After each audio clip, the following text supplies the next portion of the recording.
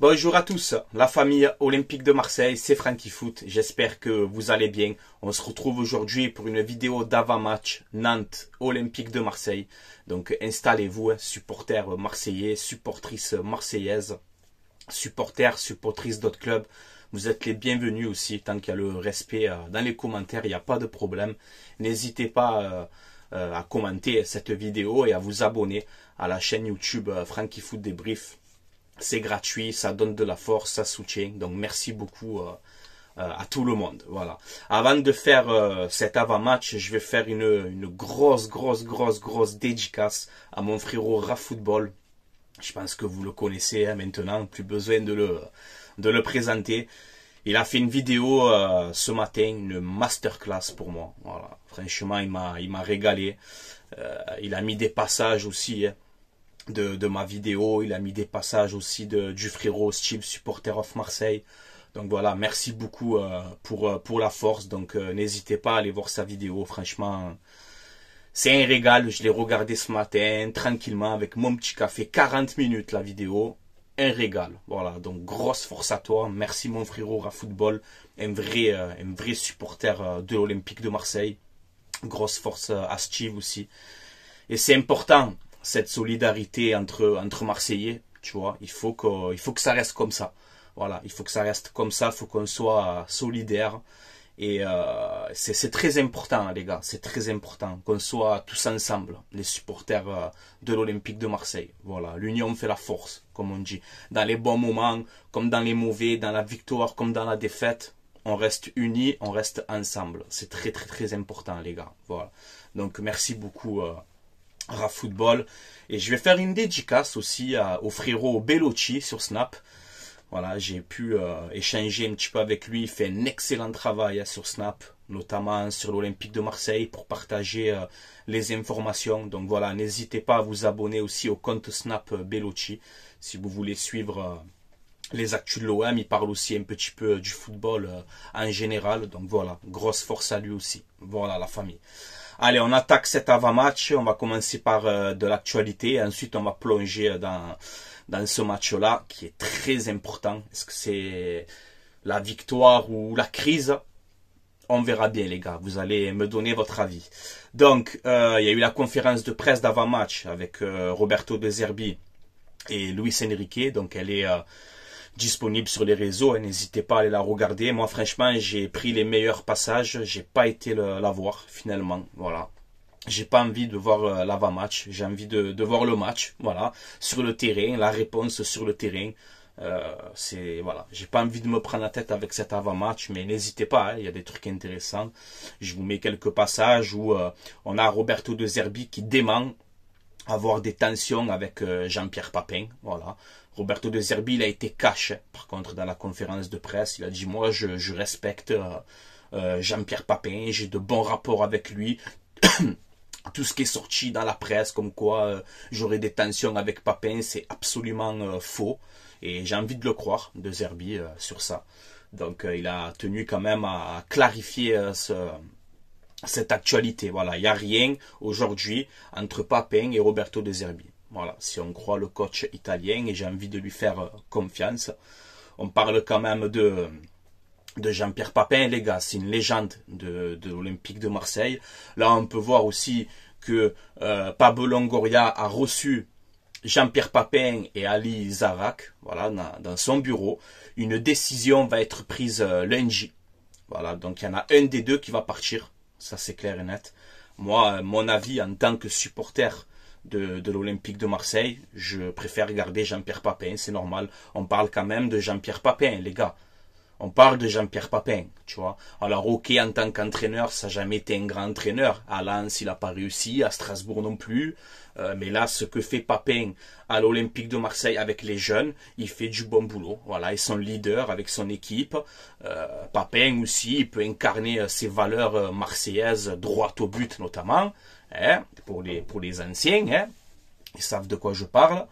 Au début, JPP, j'en peux plus. Tu as vu après, Jean-Pierre Papin, on parle quand même d'un joueur qui a eu le ballon d'or à l'Olympique de Marseille. Donc on aimerait quand même qu'on le respecte. Tu vois, c'est très important. C'est très important d'avoir des anciens joueurs comme ça aujourd'hui dans dans le club. Tu vois, tu as Papin, tu as Boli, tu as Ravanelli, même Benassia aussi, formé à l'OM. Donc voilà, il faut des anciens comme ça. Tu vois, si tu peux ramener un Djimeko, un Mamadou Niang, un Nasri, un qui tu veux, tu vois. C'est important d'avoir des anciens dans le club même pour les joueurs. Tu vois, même pour les joueurs, c'est important. Voilà. Donc, moi, j'espère que Longoria, tu vas prendre la bonne décision. Tu es le président de l'Olympique de Marseille. Voilà. Moi, après, je peux pas non plus prendre opposition, tu vois. Mais en tant que supporter de l'Olympique de Marseille, j'apporte mon soutien à Jean-Pierre Papin. C'est normal. Voilà, c'est normal. Bon, on verra bien la décision lundi de Pablo Longoria. Voilà, les gars. Allez, on va plonger dans cet avant-match. J'en ai marre de parler des affaires extrasportives. Franchement, ça me casse un peu les couilles. Hein. Voilà, je vous dis la vérité. J'ai envie de parler football, j'ai envie de parler OM, j'ai envie de parler tactique. Voilà, j'ai envie de parler de composition d'équipe. J'ai envie de les motiver pour ce match-là. Hein, c'est très important. Donc, Nantes, Olympique de Marseille, 10e journée avant-match. Donc on enchaîne directement, donc c'est dimanche hein, à 20h45 sur DAZN. Attendez, avant d'attaquer l'avant-match, Angers hier qui gagne à Monaco. Angers, ouais. Angers hier qui gagne à Monaco. Pas un bruit dans les médias. Pour quelle raison? Non, juste comme ça, parce que quand c'est l'OM, hein, qu'on a fait un match dégueulasse, hein, j'étais pour OM Angers au Vélodrome. Hein. Je peux vous le dire que j'avais les nerfs moi aussi à la fin du match, hein, OM Angers. Il n'y a pas de problème. Moi, en tant que supporter de l'OM, j'ai pété les plombs dans mon débrief. Parce que j'étais dégoûté de ce nul contre Angers. On a perdu 2 points au Vélodrome. Nous, les supporters, on assume. Et quand on fait un mauvais match, on le dit. Malgré que c'est notre club de cœur, que ça nous fait mal au cœur. Tu vois. Mais hier, Angers qui gagne à Monaco, il n'y a pas un mot dans les médias. Ouais, Monaco, 2 revers d'affilée, contre Nice, contre Angers, ok, voilà. Si c'est l'OM, les gars, si c'est l'OM qui perd contre Angers au Vélodrome, c'est pas la même, c'est pas la même. C'est ça qui me dégoûte, en fait, dans les médias. Ça me dégoûte, mais vraiment fort, tu vois. Hier, Angers, dernier de Ligue 1, a gagné à Monaco. Pas un bruit. Et si ça aurait été l'OM, on les aurait bien défoncés à l'OM, encore une fois. Et ça me dégoûte, hein, tu vois. Donc voilà, je tenais quand même à le préciser, ça. Hein, les médias. Je tenais quand même à le préciser. Voilà. Ensuite, bon, on enchaîne. Ne t'énerve pas, Francky, tout va bien. Calme-toi, on se calme. Donc, en cas de victoire dimanche à Nantes, l'OM pourrait passer 2e de Ligue 1. Voilà, donc il faut absolument gagner ce match, tu vois. Je vais bien vous motiver, hein, restez là, hein, je vais bien vous motiver, je vous le dis. Hein. Donc là, on nous apprend aussi qu'apparemment, en conférence de presse, hein, Roberto De Zerbi, à ce qu'on a entendu, Mopé devrait être titulaire à la place de Eli Wahi. Même si vous le savez, moi j'aimerais bien voir un match de Eli Wahi sur le côté gauche. Est-ce que De Zerbi va tenter un jour de le faire? On verra bien. Ouais, Wahi défend pas comme Enrique, c'est bon. On a un milieu à 3 pour défendre, on a une défense à 4. Ton trio, il faut attaquer, quoi. Faut arrêter de penser tout le temps défensif à un moment donné. Bref. Moi, j'aimerais voir Wahi, Mopé, Greenwood, par exemple, ou Ro, Greenwood, Angis, je sais pas, tente quelque chose. Roberto, tente quelque chose. On croit en toi, on te soutient, mais tente des choses. Alors, les absents. Côté nantais, pour ce match-là, alors là j'en ai que 3, hein. Je sais pas si c'est vraiment réel cette liste, mais on a 2 défenseurs déjà. On a Santonz, l'arrière droit, ancien joueur du FC Metz. On a Nathan Zézé, qui était pisté par l'Olympique de Marseille, un jeune défenseur, gaucher, grande taille, très costaud. C'est un bon petit jeune à surveiller, apparemment il est absent. Et on a, je crois, Le Penant, ancien joueur de Lyon, il me semble. Donc voilà pour les absents côté nantais officiel. Après, je sais pas... Si c'est réel, ça change toujours avec les blessés. Hein. Donc voilà. Par contre, côté Olympique de Marseille, bon, Carboni maintenant le sait, Blanco, Amin Harit, suspendu pour ce match-là, logiquement, si je dis pas de bêtises, après son rouge contre Paris. Mumbagna, Bacola aussi, le jeune Bacola, qui ne sera pas dans le groupe, et Merlin, de retour dans le groupe, est-ce qu'il va être titulaire? Ça, je ne sais pas. Et Ulysse Garcia qui a une petite gêne. Donc, je ne sais pas s'il va être là aussi. Voilà. Je vous mets l'historique des 5 dernières confrontations entre Nantes et l'Olympique de Marseille, que ce soit domicile que ça soit à domicile ou à l'extérieur. Et on peut voir que lors des 5 dernières confrontations, l'OM c'est 4 victoires, 1 nul, 0 défaite. Voilà, donc ça se passe très très bien contre Nantes. Donc hors de question de se faire ruiner demain. Ok les gars, voilà. Je vous mets une stat aussi, depuis que Antoine Camboré entraîne le FC Nantes, je crois qu'en 13 confrontations contre l'OM, c'est 11 victoires, 2 nuls pour l'Olympique de Marseille. On est un peu la bête noire de Antoine Camboré. Donc voilà, le mec il réussit jamais contre nous. Nantes c'est la même, tu vois. Donc je vois pas pourquoi demain, à part si tu as encore une fois, on va le dire. Je vais le dire dans cet avant-match, au moins je vais anticiper, hein. Tu vois, on ne sait jamais. À part si l'arbitre, encore une fois, il te fait une dinguerie. Voilà, parce que 4 cartons rouges depuis le début de la saison, 4 cartons rouges en 9 journées, on est l'équipe de Ligue 1 qui prend le plus de cartons rouges. C'est pas anodin, comme dirait Bruno Chéroux, le comique. Tu vois, c'est pas anodin. Voilà. Donc un arbitrage bien, c'est un petit jeune hein, de la trentaine d'années, là, ça va être l'arbitre, donc je le connais pas, cet arbitre-là. Mais voilà, j'espère que ça va bien se passer au niveau de l'arbitrage. Voilà. Donc ma composition d'équipe, alors j'ai beaucoup hésité pour la composition d'équipe. Donc je vais vous donner mon avis, ma compo que j'aimerais pour ce match-là, même si j'ai 2-3 doutes. Voilà, honnêtement. Donc 4-3-3.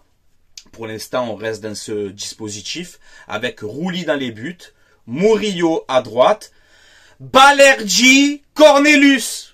Balerdi, Cornelius dans la défense centrale. Balerdi, Cornelius. Je le répète. Repeat. Allez, on répète. Balerdi, Cornelius. Voilà. Arrêtez par pitié. Arrêtez avec les Kondogbia en défense centrale. Et arrêtez. Cornelius, je comprends pas pourquoi il a pas joué contre Paris. Je t'ai pas dit que Cornelius, c'est Moser, hein. Détends-toi. Je t'ai pas dit que c'est Moser, Cornelius. Tu vois? Mais est-ce qu'il est plus mauvais que Kondogbia ou que Brassier? Non, les amis, non. Donc moi, je veux Balerdi, Cornelius dans la défense centrale. Ça, vraiment, par contre, je suis sûr de ça. Tu vois? C'est ce qu'il faut faire. Voilà. On n'arrête pas de changer la défense à tous les matchs, chaque fois. Allez, prenez une défense et essayez de garder la même, à part si tu as suspension et blessure. Malheureusement, ce qui nous arrive souvent. Et voilà. Balerdi, Cornelius. Balerdi, Cornelius. Voilà. Ok, un droitier, un gaucher. Tranquille. Voilà, tranquille. Merlin, s'il est disponible à gauche, je le fais démarrer. Il s'entraîner et tout, donc je vois pas pourquoi on ne pourrait pas le faire démarrer, au moins le faire démarrer et le sortir en cours de match. Si ce n'est pas le cas, ben tu mets Lirola à droite et Murillo à gauche. Arrêtez avec vos brassiers arrière gauche, hein, pour l'amour du football. Arrêtez. Si Merlin il est pas là, qui peut pas démarrer, Lirola à droite, Murillo à gauche, à la limite. Ok? Pas de dinguerie, hein? Pas de dinguerie, s'il vous plaît. Pas de Kondogbia dans l'axe et de brassier en arrière gauche. Arrêtez, s'il vous plaît, d'inventer. Voilà. Ensuite, comme Aminari est suspendu, moi j'aimerais voir, personnellement, Højbjerg, Rabiot, et un Greenwood en numéro 10, en électron libre. Voilà ce que j'aimerais, pour ce milieu à 3. J'ai hésité avec Ismaël Koné. Oui, j'ai hésité à mettre Ismaël Koné un peu en 10 comme ça. Ça me dérangerait pas si Koné démarre. Mais moi, je fais ce choix-là. Højbjerg, Rabiot et Greenwood en 10. Et qui me prend le jeu à son compte. Donc, si on met Greenwood en numéro 10, je mets Ro à droite, Henrique à gauche et Mopé en pointe. J'aurais pu aussi, j'aimerais aussi, voir par exemple Greenwood en 10, Ro à droite, Wai à gauche, comme à Montpellier. Pour moi, c'est son meilleur poste. Et je vais le répéter encore une fois. Wai, pour moi, son meilleur poste, c'est à gauche. Ce n'est pas en pointe. Voilà, personnellement. Donc voilà. Moi, je te fais cette composition d'équipe, mais je t'ai dit, j'aurais pu aussi changer des choses. Voilà. Après, en même temps, il faut faire un 11.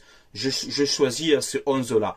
Si c'est ce 11-là qui démarre, ben voilà. Après, en deuxième période, tu peux sortir, voilà, si Merlin, il est en cours de forme ou quoi, ben, Deuxième mi-temps, tu mets Murillo à gauche, tu rends Lirola en arrière droit.